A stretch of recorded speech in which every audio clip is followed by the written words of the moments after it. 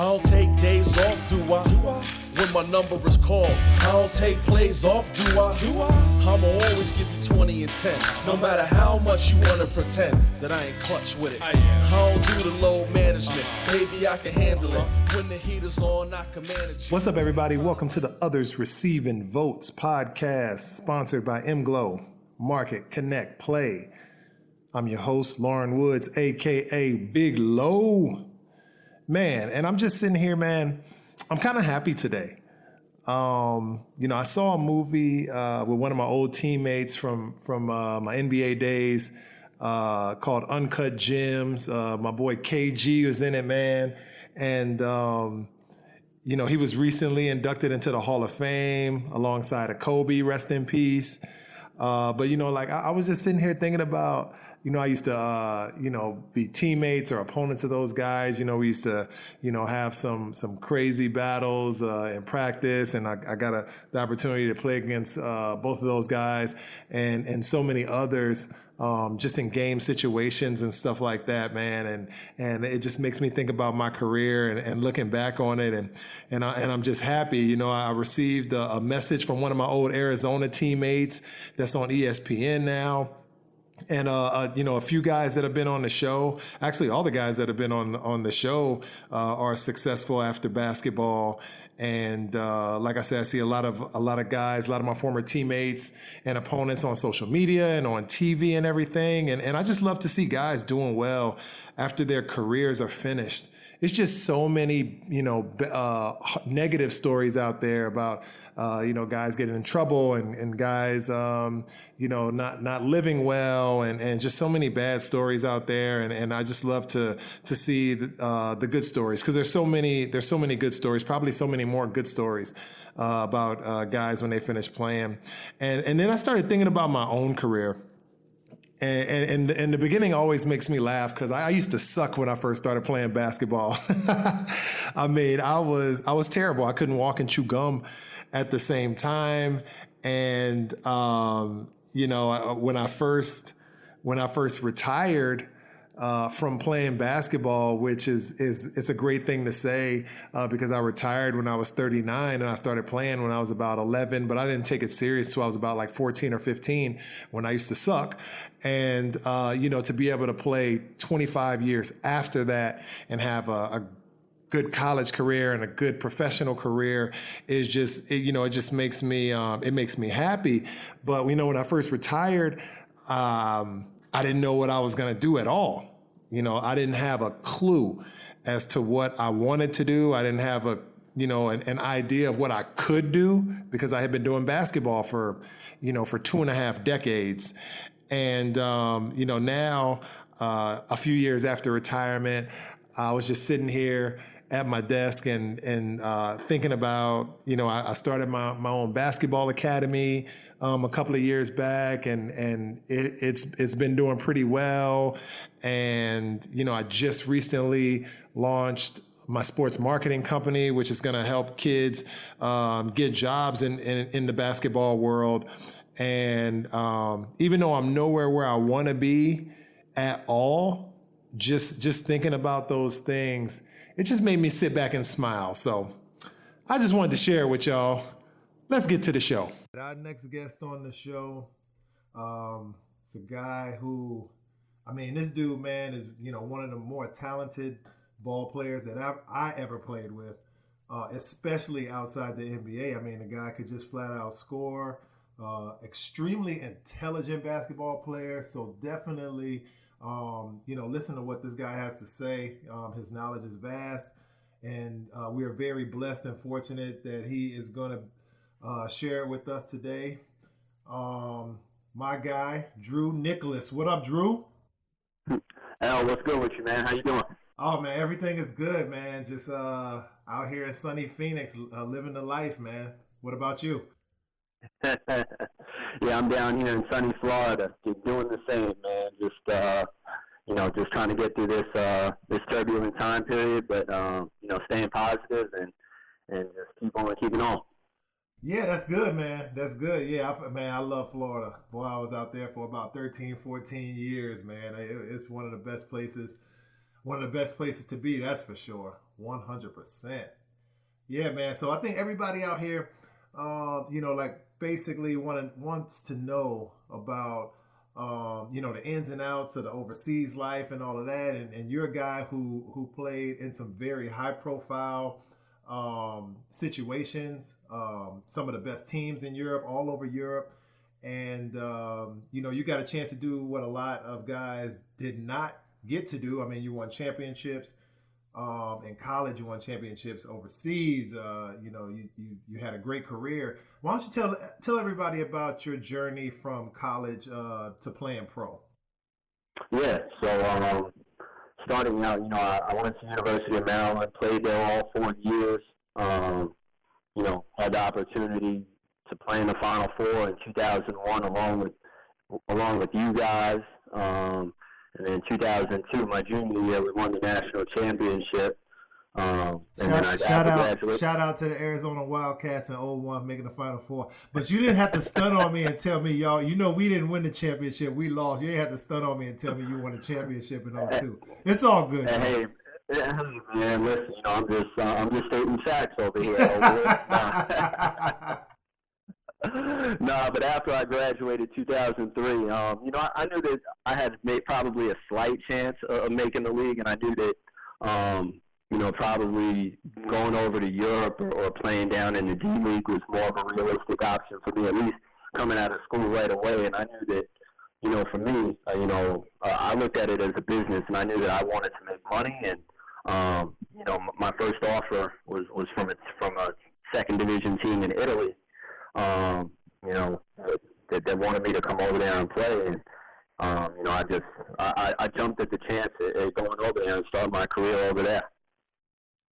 Oh, that's what's up, man. And a lot of guys won't even have that chance. And what I talk about a lot is just playing a numbers game and going to the league. Going from college where it's tens of thousands of spots to playing in the league where it's a few hundred spots. And then you got the overseas market, obviously, which, 2,000, 2,500, 3,000 jobs that's available. So just, in your opinion, talk a little bit about, the skills, because you made it and you played, you had a long and prosperous career in Europe and in the overseas market. What skills are required to make that transition from college to a completely different lifestyle overseas? Oh man, it's vast. Just because, just looking at my situation, going from a place, University of Maryland, where we're playing in front of 20,000 people every night, and my first experience overseas in Italy, I was in a small town that was stuck right in between two mountains, and the town's population was only about 15,000. And now all of a sudden I'm going from playing in front of 20,000 people to probably playing in front of 1,000 people a night. And, being a kid that's always grew up in the States, I had never been overseas prior to that experience. It's kind of a culture shock. And I'd say that, one of the biggest things outside of the basketball stuff, outside of your skills that translate onto the court, being able to adapt to new teammates and everything like that, I think one of the biggest things was your mental resiliency in terms of being able to adapt to a different culture, not knowing a language, figuring out little basic things that you probably take for granted when you're in the States, like how to get to the gas station, or which bank am I going to go to? How am I going to get my money that I'm making, and how do I get it back home? All those kinds of little things. All of a sudden you've got to start to figure out and learn on the fly. And honestly, from my experience all throughout my career, there were tons of guys who I considered to be more talented than me, more better than me, that just couldn't make that transition as seamlessly. And for a lot of guys, you've got to be somewhat willing to embrace different, in the sense of the foods you might try. El Woods, it better than anybody else. Your transition was probably even greater than mine, because after college you got the chance to play in the league, and now all of a sudden you're going from the league, which is the highest of the high. You guys staying at Ritz-Carltons and Four Seasons every night, Now, all of a sudden, you're coming to Europe where the mentality is a little bit different. All of a sudden, you've got roommates on the road. Those 5-star hotels are probably more like 2.5 stars or 3 stars. Yes, sir. It's a completely different ball game that you've got to all of a sudden figure out. At the same time, make sure that you're doing all the things on the court in which you're still continuing to be successful and building out your career. So between that and then I'd probably say the one other thing in which was necessary in terms for me was, I was just always one of those guys that had a chip on my shoulder. I think it probably had started because, when I played, I was probably 6'3", 165 pounds, soaking wet, and everybody thought I was too small. I couldn't do it. So, I always had to have that mentality like, all right, I'm going to show you. I'm going to show you at every level in which I can. And, I think that was probably one of the pillars of my success in terms of my career. Oh yeah, I mean, and the kind of career you had, just the places that you've played. I mean, I know everybody's gonna want to hear about that, but so you left college, you went to second division Italy, which still it's not something that is that you can just look down on or you frown upon. I mean, you were getting paid to play a game that you love, so it's still a great thing, but when you talk about the big teams in Europe or like the overall scope of European basketball or international basketball, second division Italy is still on the lower level. So talk about your progression from second division Italy to where you ended up. Yeah, I mean, it was probably a 3 or 4 year process. So, I started that first year in second division Italy in a small town called Fabriano. I led the second division in Italy in scoring that year. I averaged about 27 a game. And then, from that point in my mind, I thought like, hey man, I'm ready to be playing at the EuroLeague level. Like I've already showed to you guys like what I can do, but I had to take another small step. So then the second year I played in Italy again. One of the smaller teams in the first division that didn't play in the EuroLeague. So again, I'm only playing 1 game a week as opposed to, when you're at the EuroLeague, you're playing 2 and 3 games a week. And I led the first division in scoring in Italy. I averaged about 22 a game. And then finally, that's when I kind of started getting some recognition. And then the following year was when I played for a team called Benetton Treviso, which was a EuroLeague level team in Italy, one of the best teams in Italy, and they were coached by David Blatt for the basketball fans, coach that was the coach of the Cleveland Cavaliers for a while and was our coach, L. Woods, when we played over in Turkey. Yep. And then so at Benetton, that was my first year in the EuroLeague, and I was fortunate enough again, man. I ran the table again, and I was the leading scorer in the EuroLeague. So, I was fortunate, man. Like my first 3 years out, leading scorer in second division Italy, leading scorer in first division Italy, third year leading scorer in the EuroLeague, and then all of a sudden, then my career in terms of financials and level of teams in which I played at just really took off. Yeah, that's great. That's great, man. And what a lot of people don't understand about that overseas life is the grind of it, the season. And we kind of take it for granted when we're in high school. It's a little bit different. Everybody's broke. We all grew up, in our certain situations, and we just played because we absolutely loved it, and that was it. When we all had those dreams, the big dreams. The first one is to win a state championship, maybe. Then, maybe I can get a D1 scholarship. Then after that, it's like, hope, maybe I can go pro. But, when you're in college, you're usually training, 8, 9, 10 months, 11 months. You might not even take any time off.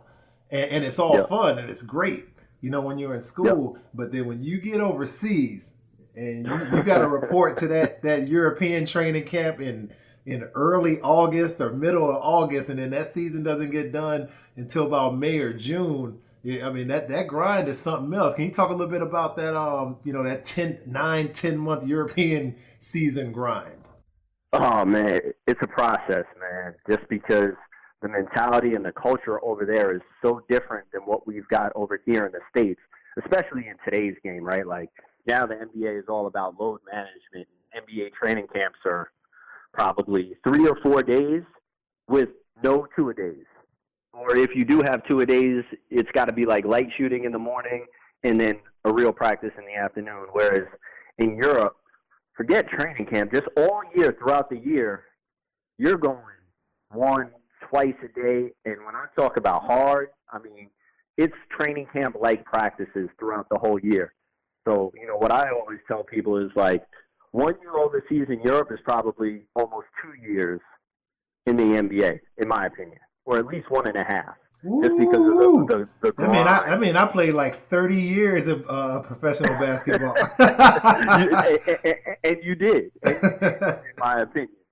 I mean, it's really, really tough, man. Like, I remember my second year, after I finished up my year in Italy, I actually got a chance. A team in Spain had wanted to bring me over just for the playoffs. And this team was loaded, man. They had just gotten back from losing the EuroLeague final. I mean, you talk about the guys that was on this team: Luis Scola, Jose Calderon, Pablo Prigioni, Thiago Splitter, all on one team overseas in Europe. And I get there like May 8th, and I'm like, man, there's no way we could be practicing like crazy, man. Like, they're just coming off the EuroLeague final. Like, we've just got the playoffs. This is going to be a piece of cake. It was the hardest 6 weeks of my life, Al. I mean, that must have been at Tau. Was that at Tau? Yeah, that was at Tau. Oh, with Dusko, yeah. Yeah, man. I mean, I literally thought that I walked myself right back into training camp. And then the crazy thing about that was, so I finished that year. We lose Game 5 of the Spanish League Final to Madrid, June 26th. I'll never forget the dates. And I get home June 28th. And now all of a sudden, I've got to go back and report right back in Italy on August 10th. So I basically had like 5 weeks of rest. And then I was right back overseas, right back on that grind. But, it's just something that you had to do, and you had to be mentally strong, and you just had to think of it as, hey, man, this is what I've got to do in order to provide for myself and, hopefully, your future family. Yeah, I remember that. When we played in Ephes, and we were on a team that was pretty loaded, and I came from Lithuania the year before, and Lithuanian, they kind of the culture is a little bit like the Americans when it comes to the basketball. You might have that 1 or 2 practices a week that's ridiculously hard. And then you got, 2, 3, that's okay, we're just going to do some walkthroughs and stuff, because you're playing in 2, 3 different leagues. So, a lot of walkthroughs, a lot of, we got to save our body for the game. And then I remember getting to Turkey like August 11th, and, as soon as we touched down, it's like, all right, here's your car, here's your apartment. Take a nap. We'll see you at practice at 6. And it's like, what? I just got off of like a 15-hour flight, bro. We got practice already. And then if you don't remember, Coach Blatt didn't come to like 2 weeks later because he was coaching the Russian team. So and it was already hard before he came there. And then he walked in the gym, and we going through the money. He's like, all right, listen, let me just stop y'all right here. I don't know what this is. Let's get this thing going for real. So man, that was like an unbelievable experience. It was like playing for like Miami, like Pat Riley style. But yeah, man. I mean, El Woods. I remember literally the year I played in Milan. I flew over to Milan from New York, probably like a 7 or 8 hour flight. I land. I get in the car. We have all my stuff in the back, and we go straight to the doctor's office. And at the doctor's office, I'm like, all right, they want to draw a little blood, maybe check my heart a little bit. Cool. I got no problems with that. I'm jet lagged. I slept a little bit on the flight, but I'm pretty tired. As soon as I get there, I see a treadmill in the doctor's office. And I'm like, hold up. Like, they about to put me on the treadmill. They hooked me up, put all those little circles around you, like when they want to check your heart. And they had me go through a stress test. First thing off of a flight. Off of an 8-hour flight. I'm like, man, you guys got to be kidding me, man. Like, I didn't even have anything to drink that morning. I remember I almost passed out after about 12 minutes of running. Yeah, I believe crazy, man. Yeah, man. It's but that kind of stuff is just normal, and that's again going back to the adaptation and just figuring it out on the fly and just understanding that different people do things a little bit differently. Yeah, and the good thing about it is you take all of that experience and the way you started, which I love the story. You started out second division, Italy. You went in there, you wrecked shop, you killed. You didn't say, going in like, oh, this situation is below me, and I played it at Maryland. I just came off a national championship. I played in front of 20,000. Now I'm playing in front of 1,000. This is nothing, whatever. And I like what you said, that it's a lot of guys out there that you thought were actually better than you, and they just couldn't make it. And and I've seen the same thing. I saw it in the NBA. I saw it in Europe.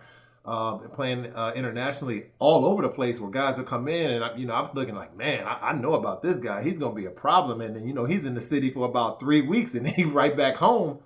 Because of that, Right. that mental aspect of it. Talk a little bit about that mental aspect of it, because I think that's what a lot of guys just don't understand. Like, what does it take to be that mentally strong, or to be just mentally prepared for seeing something that you're just not going, you're not used to. Yeah, man. It's, honestly, when you're going through it, I don't necessarily think that you're thinking about it. Like, now that I'm sitting here talking about it, it's a lot easier for me to kind of digest my feelings. But at the time, it's just like, man, this is my career. This is what I got to do. I just got to hunker down and fight and do whatever I've got to do. Hey, man, like, I remember my first year literally playing. Like, I knew what I was making, and I'll be completely upfront with you. I was making $55,000 for the year. And I remember, like, if we were getting ready to play a team and I heard that there are other American on their team that played my position, if they were making $75,000 or $80,000, you better believe I was going at their neck. You better believe that they were getting 30 that night, just because that was my hunger, that was my drive. I was continuously just wanting to go out there and prove that A, I belonged, and B, man, like, you shouldn't be giving him that kind of money. You should be giving me that kind of money. And then again, off the court, man, then this is also a different time period. This wasn't when we've got all this stuff in terms of the internet, in terms of being able to talk with family back home and just being able to get on Skype or FaceTime or anything like that. I remember, man, my first year, it took like 3 or 4 months for me to even have an internet connection, and it was like poor dial-up. I remember it was like Christmas for me the first time I could get on the internet, and I got on my little AOL Instant Messenger account. You remember that? Yeah. And that was like Christmas. That was like heaven to me. But you just figure it out, man. You get yourself into some type of routine, and I was always fortunate. I was always cognizant. I always wanted to live somewhat near the gym, just so that at the end of the day, that was always been my haven.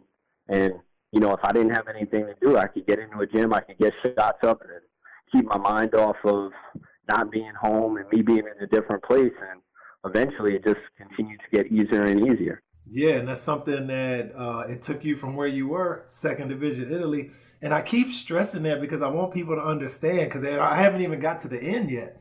Second division Italy, won a national championship in Maryland. Thought, okay, maybe I can play in a league. I know I got the skills, but it's more realistic if I go overseas, and I go overseas, I know I'm just gonna be crushing it, like right from the beginning on a EuroLeague squad. Second division Italy, but step by step you moved up, and then you made it to the end where you wanted to be. Where you wanted to be in EuroLeague, winning the championship. Talk about that. Oh man, it was one of the pinnacles of my career. Just being able, obviously having that feeling when I was in college, winning a national championship, and then all of a sudden, being able to win. When I played in Athens, Greece, I was there for 3 years, and we were able to win the EuroLeague title 2 out of the 3 years. It was like a culmination of all those years in which you're grinding through, living in a small town, and you don't speak the language, and then the next year you're in a little bit better city, there's a little bit more to do, and then the next year you're in a good spot, and then 2 years after that you're in Istanbul, and I'm playing with you and guys like Scooney Penn and Andre Hudson and Marcus Hayslip and all those guys, and then I get to Greece, and then it's now I'm at the top, and and it's different up there, like Elwood's obviously, you remember like kind of the pressure we had when we played in Turkey, but when I got to Greece, it was on a whole different level.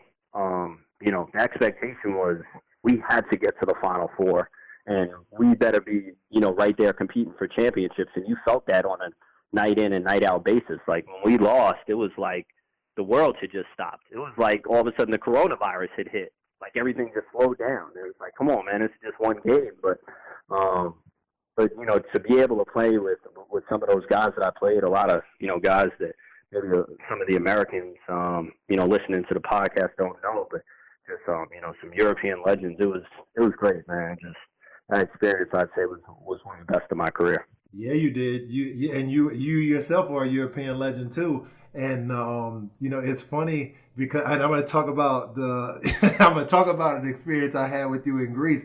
But I do want to ask you a question. When you got to Second Division Italy, first year out, what kind of car did you drive? Man, they gave me like I don't even remember what it was called, but it had to be like a 1985. Listen to this story, El.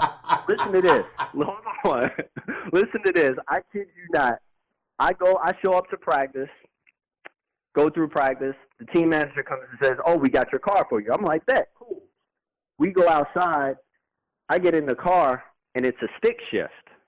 And I'm like, yo, hold on, man. Like, I've never driven stick before. I've only driven automatics. So the team manager's like, oh, don't worry about it. It's no problem. It's really, really easy. I'll show you. We literally drove around. Hold on, Elwood. We drove around the parking lot maybe twice. A total of maybe 6 minutes. He's like, you got it? Okay, good. I'll see you tomorrow at practice. Elwood, I mean, when I tell you I burned through that clutch, I mean, I was nervous. I was so scared for my life trying to get back to my house. I was stalling out in the middle of the road. People are honking at me. I didn't know what to do. I'm nervous. I'm sweating like I was just in practice. Bro, that's the life, man. That's the life. You just never know. Expect the unexpected when you go overseas. Expect the unexpected. But it was such a beat-up car that I think that no matter what I did to the car, they weren't taking an L on that because it was like a 1985 Fiat 4-door built like a truck. And, man, I've got some stories in that car, man. Let's just say I was probably in a couple of accidents. Let's just put it that way. Yeah, we definitely going to put it that way. And then what we're also going to put it is I remember after you and I, we finished at Ephes in Turkey. And you went to Panathinaikos in Athens, Greece, yep. And I went to back to Žalgiris in Lithuania. And I remember we were in the same group in EuroLeague. Oh. And I remember coming downstairs in a hotel, and I heard a honk, like honk, honk, and I look over. I was like, man, I don't know nobody over there. I don't see nothing but Mercedes over there, and Range Rover. And then you pull in your L Woods. I say, okay, hold on a second. Now let me get this straight. That's what they do now. You pull up in the new body Benz on them. But I love it. I love it because where you started with that 85 stick where you burnt through the clutch to I remember what we were driving in Turkey, and then at the end of your career after working your ass off and getting to that point, like you finally got the reward that you know what I mean, like.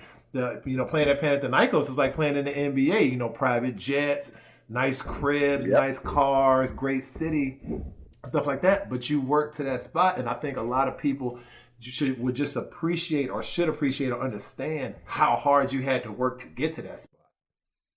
Yeah, man. It's, it's funny because I actually read a great quote yesterday and I can't remember it kind of verbatim right now, but it's something about like, the success that you see, that everybody sees, is a lot different than all the sacrifices that you make that go unseen. And it's true. It's true in all aspects of life.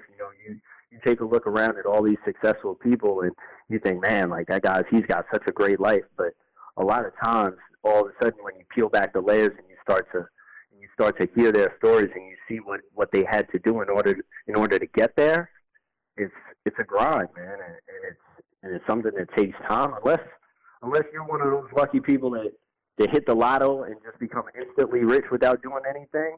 There's always a process. There's always a grind to it, and there's got to be continued perseverance and just continued growth in order for you to get there. And I believe that in every step of the way, basketball or anything else with life related. Yeah, I believe it too, man, 100%. So one other thing I think a lot of guys really need to know is when you talk about, playing overseas or getting a professional job, after school, we start off in college, everybody's broke. We make no money, for the most part. I mean, Yep. some school, depending on what school you go to, but technically we're still not making that much money. Even if you get one of them little jobs, I think when we were in school, the rules have probably changed a little bit, but I remember we could have a job, but it had to be, you couldn't work so many hours a week or whatever. Basically, it was enough money to buy pizza. That's how long you could work to 5 hours. That's it. Like, what I'm gonna do in 5 hours, brother? That's nothing.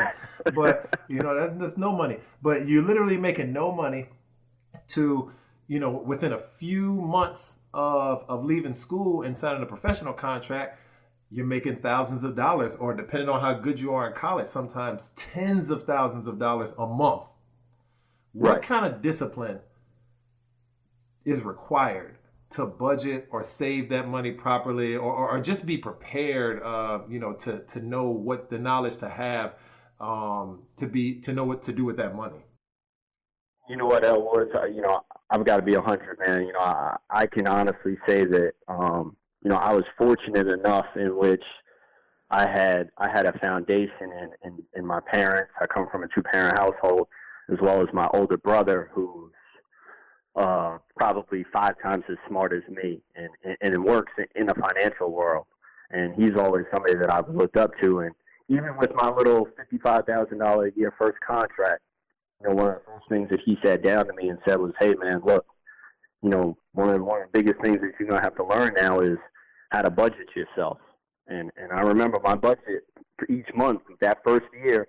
Granted, they pay for your house, they pay for your car, so I didn't really have that many expenses.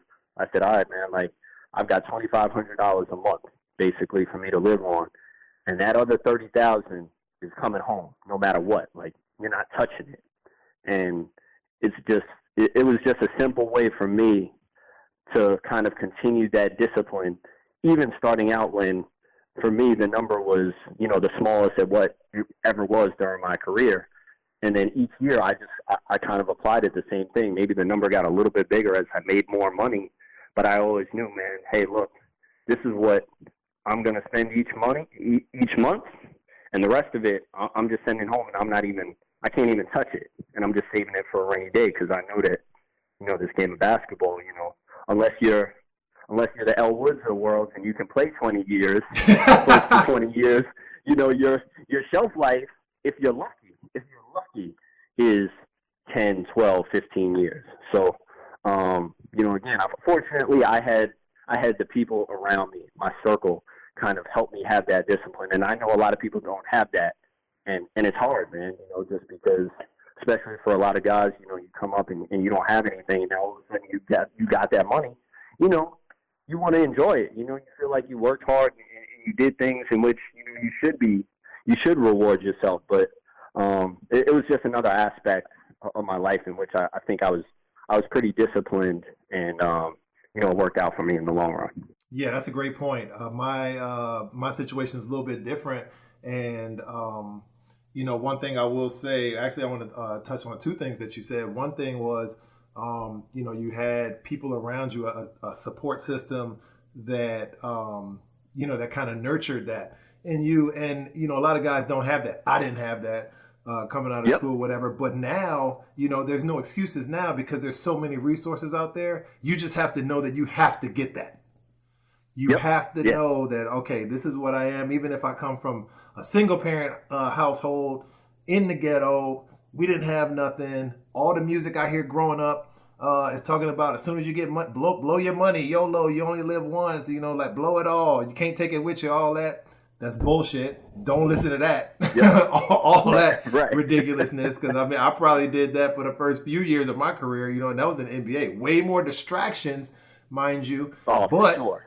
But still the same thing. It's the constant, bombarding of just bad advice. that we get through Yeah. a lot of different channels. That's one. But the second thing is, like I said, you make that money and or anything, like your life is going to completely change. You have to go get the proper support no matter what. Like it's pretty much life or death, when you look at it like that. You got to look at it like, man, this could be, I could play 1 month, or I mean, I might be that good where I could play 15 years, but that's far and few between. So you got to seek out those resources, to put yourself in a position where you can be as successful as possible. And you know what? One of the other things was, especially what I started to learn, especially when I started getting older, and I was kind of starting to get towards the end of my career, was very quickly, like, the guys that I played with, I could quickly identify the guys that I was like, he's going to be all right in the long run. And then there were a whole lot of other guys where no matter how much money they made or whatever they did, it just seemed like you would always have in the back of your mind, like, man, that dude, he's not going to make it just because he doesn't have that foundation and he doesn't have the discipline. And it was one of the things that I actually enjoyed doing.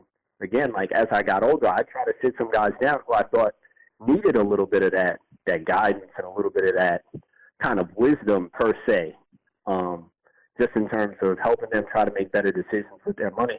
And I'll never forget, and I'll never, to say the dude's name, but I remember, man, like, I saw a younger kid, and he was talented, and he was making a good amount of money at the time. And, I remember we went out to dinner one night, and I sat him down, I was like, yo, man, this is kind of how I think is a good way in which, and I'm not trying to tell you by any stretch of means how to spend your money or do what you want to do with your money, but, this is a good kind of baseline in keeping yourself in check. And, throughout the whole dinner, he's like, yeah, man, that's real smart. Literally, 2 days later, he comes into practice with a $40,000 Rolex. Goodness gracious! I mean, it's just an example, right? And obviously, we were making a lot of money at the time, but I could tell just from certain guys' habits that they weren't going to end up having a lot. And it's one of the things that I wish that a lot of guys would do better with. Yeah, definitely. And, like I said, now there's so many resources out there. Even me, myself, looking back on like my entire career, I'm looking like, goodness, man, I made all that. And I was not as good as I should have been. And, we came up in a different era. And I'm like, man, if I would have come up in this era, there's no way I would let myself get to that point, because now I can pick up my phone and, get on an investment app, or pick up my phone and find a financial advisor. Hella quick is what I'm trying to say. Right. Is how I can do it. And, a lot of guys, they really just need to take advantage of it. I mean, we got the power of a mega computer in the palm of our hand these days. And, we gotta make sure that we use all the resources possible. And I'm glad that there's something else that you talked about. Talk about the shelf life. And, everybody not being as fortunate as L Woods to play almost 20 years. And L Woods is 7 feet tall now. So a lot of people out there that's listening is not going to be 7 feet tall. So they're probably not going to have the same opportunity. Right. And like a 7'8" wingspan. When you're 7 feet tall and you got a 6.5 wingspan, like your chances of playing a little bit longer are probably a little bit better. But, with the exception of a few players that do have that opportunity, the average career, 3, 4, 5, 6 years maximum, average. You're going to have the guys they're going to play that long career, and then you're going to have the guys that are going to play 1 or 2 months, and that's it. How, in your opinion, how quickly do you think players should start thinking about life after basketball? It's a tough balance, right? Because it's something that I went through, because you want to start setting yourself up for post-playing, but at the same time, you don't want your mind to start going there too soon before the ball stops, if that makes sense. And I think that's a little bit with what happened with me. I stopped after 10 years, but I can be honest with you, El, by year 8, I started thinking about, all right, what am I going to be doing after I'm playing? What am I going to be doing after I'm playing? And I think that kind of started trickling into my game, and it took away some of that that chip and that hunger that I had, because I had gotten to a point in which I felt like there wasn't anything else to prove. But kind of going back to it, I definitely think that guys, I'd probably say at least a year, if not maybe a little bit more, start thinking about and start trying to pursue, start trying to gain some knowledge in terms of what you might want to do after the game's done, because honestly, it's another transition period. Just like the transition period going from college to going over and playing in Europe, you've got to adjust to that. And some guys do a better job at it than others. I'm not necessarily saying you've got to retire and then the very next day jump yourself into something new. I mean, you should give yourself some time to kind of, give yourself a little bit of a break and, kind of get ready for that next phase of your life. But at the same time, you should have something, at least in your mind, formulating in place in which you know where you want to go, as opposed to, man, I just retired, I'm just going to chill for a little bit and not do nothing for like 2 years. Because then all of a sudden, 2 years, what happens is, a lot of times, going back to the money aspect, you spend the most money when you're bored and you don't have anything to do. Amen. Because then you're finding ways and trying to get creative to pass time. And then all of a sudden, that's when guys start hitting the club, going to the casino, staying out late, and all those other pitfalls that potentially, fall into that. So, it's definitely something that should be thought about as you kind of feel like you're becoming towards the end of your career. Yeah, and what a lot of guys that I play with kind of understood, especially the guys who are very successful now. Yourself, my guy Mark Jackson, who's like actually an analyst for the 76ers, and we'll talk about some things you're doing now a little bit later. But a guy who I'm good friends with, Joe Vogel, and a whole slew of other guys. They had connections, and they forged a lot of connections that allowed them to make the transition easier. And I know me, first coming out of school and first going overseas and playing, I was kind of an asshole. I'm kind of a dick, to be honest with you. And you play with me, you probably said, yeah, I remember that once. You probably got some story. Just kind of a dick, which is, and I get it. And I burned a lot of bridges. But I'm just very fortunate that I also, maintain a lot of those relationships too. But I think it's very important for guys to understand that, like, hey, listen, it's not just a game of basketball; it's the game of life, and you really need to be able to forge relationships and be a good person, and not just be selfish, but also be selfless. No doubt. Obviously, as athletes, we got to kind of be selfish because we got to go get what we got to get. But at the same time, you have to give a ton.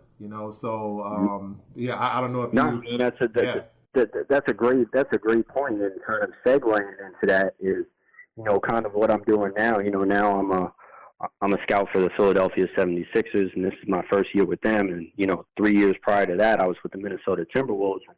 I know you don't know this story, but, kind of speaking exactly to what you're talking about, I had no idea exactly that the opportunity for me even to work in the NBA was even possible, just because I kind of thought to myself, you know what, I never played in the NBA. Yeah, I played against a bunch of guys, but I didn't have the relationships that I needed. But so quick story is, actually when we were playing together at FS, I remember one night after one of our games, I went by myself. For whatever reason, we all didn't go out. You probably went back to your family, and, some of the other guys went, but I went to Champions. Remember that sports bar? I remember, right there by the hotel? Yep. Yeah.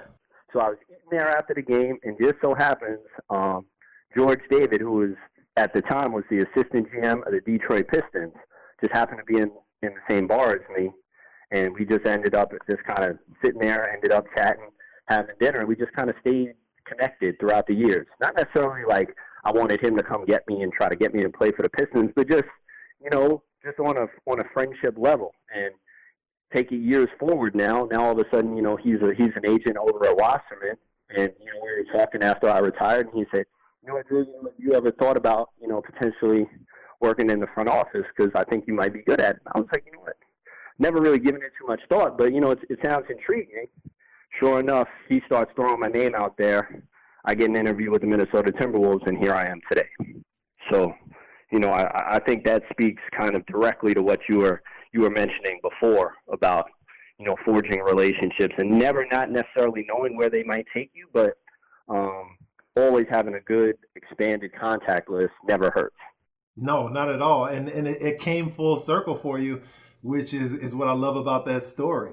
And I know what you do, obviously, but a lot of people don't know it. If anybody's been following, your journey from the beginning, the very first thing you said when I said talk about, going from college to the pros, the very first thing you said was like, yeah, I had a chance. I thought I was good enough to play in the league, but I didn't, maybe more so like the G League or more so overseas is probably where I was going to go. And then now you're in the NBA. You know what I mean? From that second division Italy, winning championships, leading Europe in scoring, winning European championships. Now you're back in the NBA. It's a great story. I love it. Yep. Yeah, man. Honestly, and I never even kind of put it all together like that until you just said it. Hey man, they say Shaq is the big philosophical, but they call me Locrates. That's hilarious. No, that's awesome. Yeah. Hey man, listen, man, I'm gonna let you go, man. I know you got to get back to your family. You got a ton of stuff to do, man. I'm sure they probably sending you tons of tapes and videos for the 76ers, man, that you got to review because can't go nowhere right now, man. But I want everybody to be able to find you on social media, and like if they got any questions, reach out to you, man. And each one teach one, man. That's how we do it around here. Yeah, man, definitely. I'm as far as me, man, I think going forward, one of the things anybody who's listening to the podcast and anybody you come in contact with, I'm an open book. And I'm always out there willing, trying to help the next generation and help the next person. So, if there's anything, from what you've learned or want to continue to know, man, just reach out. Sure, L Woods will blast my social media stuff. I'm on Twitter and Instagram, and just get at me. Yeah, man, you got to say it, though, man. You like, people can't guess. What's your handles? Both of them are at Drew Nicholas 12, man. At Drew Nicholas 12. So, it's pretty easy to find. If anything else, man, you could just Google my name, and I'm sure one of those two things will pop up there. Yeah, 100%, man. And with the exception of that last statement, which was kind of stunning, Drew is one of the most humble dudes that I know. You say Google me. I love when people say that too. I mean, it's so crazy. Anybody? It's funny, man. I said it, but I didn't even mean it in that term. But you know what, man? In today's right, El Woods. You know what? That was that. I guess that was the basketball player that just came out. It just came out. It just came out. Hey, man, it's still in there, bro. It's still in there. It's not. It don't go away, man, till we die. That's how it gets out of our blood. That's it, man. I do the same thing, man. But like I was saying, man, listen, everybody, please reach out to Drew. Like I said, he, like where he started to where he finished, full circle. He's run the gamut of basketball, and one of the most humble dudes that I know, one of the most successful dudes in the basketball world that I know, and he's willing to share his knowledge. So please reach out to him and ask him anything, man. Hey, Drew, I appreciate it, man. Get back to your family, man, and we'll talk soon, all right? Yes, sir. I appreciate you, El Woods. All right, man. All right, now there you have it. It's three things that Drew said that really, I mean, it's probably going to be three things that we're going to talk about individually on three separate podcasts. And I think that they're like three things that are key to any basketball player's success or to having a successful career, starting the middle and then having a successful life after basketball. So the three things is the early struggle. He talked about how, he had a very successful college career, winning a national championship and doing well in college. And then, maybe not even thinking about having a real opportunity to play in the NBA and going overseas to play. and starting off overseas, even though he knew he was a great player, starting off in second division Italy, from playing in front of 20,000 people at the University of Maryland to playing in front of 1,000 people and maybe being in a city. I think he said he was in a city that was that had less than 15,000 people in the entire city, and obviously it's a totally different experience. And then moving through that to working his way up, getting better, getting on better teams, getting better opportunities.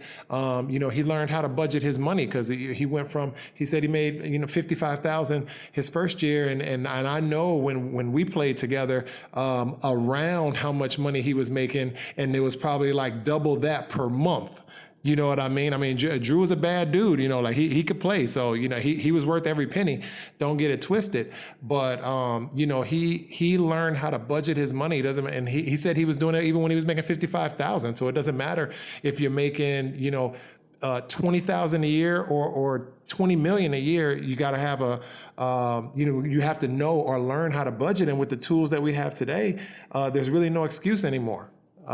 Before, maybe if you just didn't have the right guy, or if you could only trust one person and they screwed you, then maybe you were done, but you were toast. But now it's not like that. You can be able to fairly quickly put your funds into different places and learn all of these different techniques right at your fingertips. So I think that's super important. And then obviously Drew's a great guy. You can see it on the show.